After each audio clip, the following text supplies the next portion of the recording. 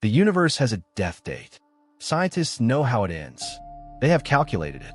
And tonight, you're going to see it for yourself.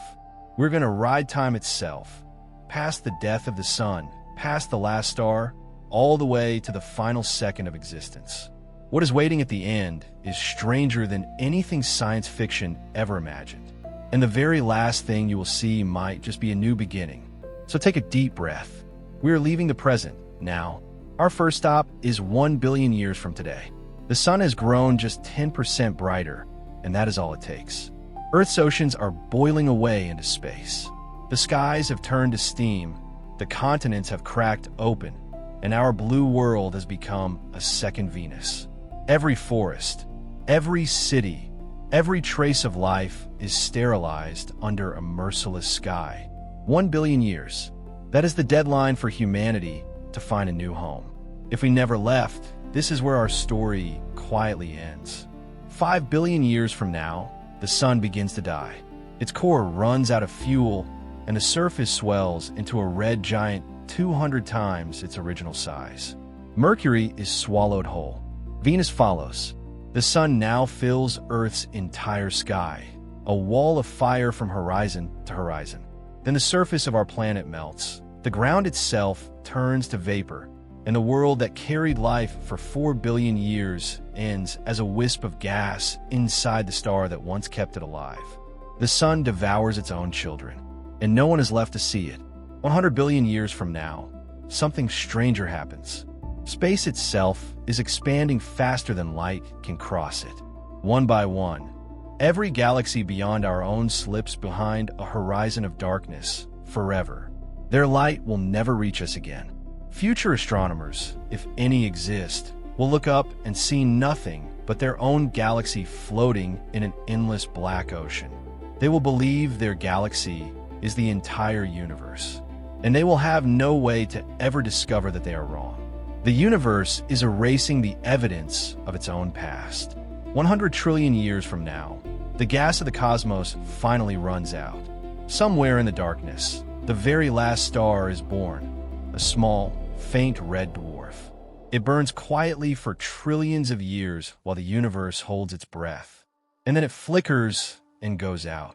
After this exact moment, no new light will ever be created again, anywhere, for the rest of eternity. The age of stars, the only age we have ever known, is officially over. The universe turns off the lights. What remains is a universe of corpses. Black dwarfs, dead planets, frozen wreckage drifting through absolute darkness. This is the Degenerate Era. Once in a quadrillion years, two dead stars collide and spark a brief, lonely flash. The universe's final fireworks, separated by oceans of silence so vast that nothing ever witnesses them. The cosmos has become a graveyard that buries even its own light. But something still rules the dark. For a Google years, that is a 1 followed by 100 zeros, black holes are the only empires left standing. The monsters that once terrified the universe are now its last survivors. They drift through the void, slowly leaking energy one particle at a time through Hawking radiation. The largest of them, ancient giants like TON 618, take almost unimaginable spans of time to fade. But they are fading. The last monsters of the universe are starving to death. And then comes the final event in history.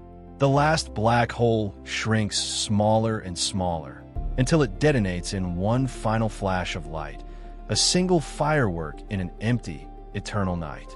That explosion is the last thing that will ever happen. The final full stop at the end of the universe's story. After it, there is nothing. Not darkness. Nothing. No matter. No events. No change. Just a void where even history itself has ended. With nothing left to change, time itself loses all meaning. A single second and a trillion years become identical because nothing happens in either. This is heat death, not an explosion, not a collapse. Perfect, eternal, frozen stillness. The universe does not end with a bang, and it does not even end with a whimper. It ends with a silence that never, ever stops. But here is what physicists whisper. In a timeless void, quantum fluctuations can still occur. And if you wait long enough, and long enough means nothing when time is dead, one of those fluctuations could ignite something extraordinary, a new Big Bang. Our universe may be just one breath in an endless cycle of universes being born, dying, and being born again. Which means the void at the end of time might not be a grave. It might be a womb. And you? You exist in the universe's brightest springtime, the brief golden age when the stars still burn and the skies are still full of light. The end of the universe is coming, but you were lucky enough to be here for the beginning. If this journey gave you chills, subscribe, because next time we are falling into a black hole together, and I will show you what is really waiting inside.